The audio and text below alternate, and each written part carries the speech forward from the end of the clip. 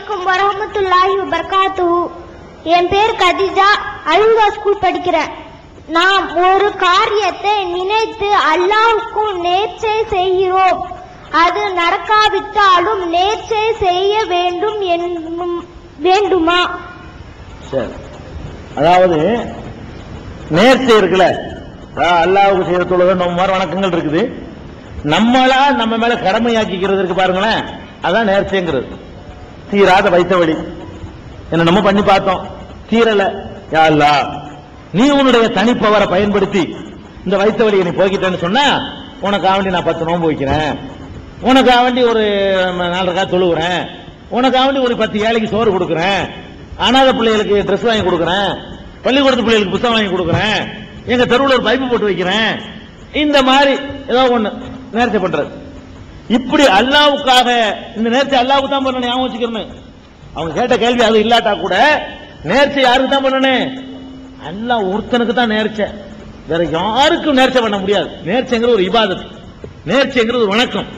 வணக்கத்திற்குரியவன் அல்லாஹ் தவிர யாரும் இல்லைன்னு சொல்லிட்டு எனக்கு வைத்த வழி போனா அப்துல் காதர் ஜிலானியே உனக்கு நான் ஆட்டா இருக்கிறேன்னு சொல்ல முடியாது. அப்ப நேர்ச்சை என்பது நீங்க என்ன வேணாலும் இருக்கலாம், அல்லாஹ்வுக்கு பண்ணுங்க. என்ன நோயோ நொடியோ நொம்பளமோ வறுமையோ கஷ்டமோ இருக்குது, யா அல்லாஹ் இதை நீக்கிட்டேன்னு சொன்னா உனக்காக நான் இன்னது பண்றேன் அப்படின்னு சொல்லி எல்லா நேர்ச்சைகளுமே யூஃபூன பின் நஸ்ரி, நேர்ச்சைகளை அல்லாஹ்வுக்காக அவர்கள் நிறைவேற்றுவார்கள். வயகாபூன யௌமன் கான ஷர்ருஹு முஸ்ததீரா, கடுமையான விளைவை ஏற்படுத்தக்கூடிய அந்த நாளுக்கு பயப்படுவார்கள் அல்லாஹ் சொல்லி காட்டுறான். அப்ப நேர்ச்சை என்பது அல்லாஹ்வுக்கு மாத்திரம் செய்யப்படக்கூடிய ஒரு வணக்கம் முதல் விளைவிக்கிறணும்.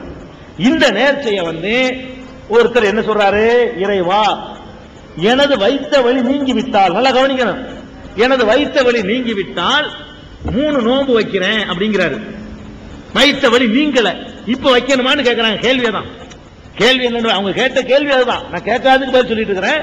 கேட்ட கேள்வி என்ன, வைத்த வழி போனால் நோன்பு வைக்கிறேன் நேர்ச்சி பண்ணுனீங்க, வைத்த வழி போகல, அடுத்த நாளும் போகல, அடுத்த மாசம் போகல, போகலையே நம்ம வச்சிருவோமே அப்படின்னு கடமையானா கடமை இல்லை.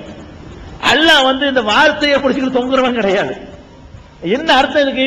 நோய் குணமானால் வைக்கிறேன், என்ன அர்த்தம்? எனக்கு ராகத்து வந்தா தான் வைக்க வேண்டியதுக்கு அர்த்தம். ராகத்தை வரலங்கும் போது வச்சுதான் ஆகணும் அப்படின்னு சொல்லக்கூடியவன் அவன். ஒரு மனுஷன்ட்ட போய் சொல்றீங்க, அவன் இதை எப்படி புரிஞ்சுக்கிடுவான்? ஒரு மனுஷன்ட்ட போறீங்க, ஊர்ல இருந்து மணி ஆர்டர் வந்துச்சுன்னா 100 ரூபாய் தர்றேன்னு சொல்லியிருக்கிறீங்க, மணி ஆர்டர் வரல, 100 ரூபாய் தானே காப்பானா? வரல இல்லடா, வராட்டாலும் கூட தர்றேன்னு சொன்னீங்களா? அட தர்றேன்னு தான் சொன்னேன், எப்ப தர்றேன்னு சொன்னேன், மணி ஆர்டர் வந்தா தானே தர்றேன்னு சொன்னேன், வரல இல்ல கேட்காத. ஒரு மனுஷன் புரிஞ்சுக்கிறத விட அல்ல, சில பேர் சொல்றாங்க வச்சுதான் செஞ்சுதான் ஆகணும், எப்ப செய்யணும் நிறைவேற்றணும். அல்லாஹ்விடத்துல நம்ம ஒரு இதை போடுறோம், அல்லாஹ் அப்படி செஞ்சா அப்படி செய்யறேன்னு சொல்றோம், தப்பு கிடையாது. இது ஒரு இபாதத்தை வேற வேற மாதிரி வழிகட்டு போகாம அல்லாஹ் ஒரு இபாதத்தை நேர்ச்சி பண்றோம். அப்ப காரியம் நிறைவேறினா தான் அல்லாஹ் அதை கொஸ்டின் பிடிப்பான். நிறைவேறாம நீங்க அட்வான்ஸா செஞ்சா தப்பு இல்லை. நேர்ச்சியம் பண்ணிவிட்டு அல்லாஹ் நீங்க என்ன செய்யாம போக போற, நான் இப்ப வச்சு போடுறேன், நீ குணமாக்குவே அப்படின்னு சொல்லிட்டு வச்சா தப்பு இல்ல, கட்டாயமாண்டா கிடையாது. எப்பதான் நீங்க வைக்கணும், சாவுற வரைக்கும் உங்களுக்கு அந்த காரியம் நிறைவேறவே இல்லை, உங்க மேல நேர்ச்சிங்கிற கொஸ்டின் வராது. நீங்க கண்டிஷன் போட்டு தான் நேர்ச்சி வச்சீங்க. எப்படி கண்டிஷன் போட்டீங்க? எனக்கு இந்த காரியம் நிறைவேறினால் நான் இதை செய்வேன் கண்டிஷன் போட்டீங்க, கண்டிஷன் நிறைவேறல, முடிஞ்சு வச்சுக்க, கேள்வி கேட்க மாட்டான்ல. இதுதான் நேர்ச்சியுடைய நிலைமை. நிறைவேறாமல் உங்கள் மீது குற்றம் பிடிக்கப்பட மாட்டாது, அதான் விஷயம்.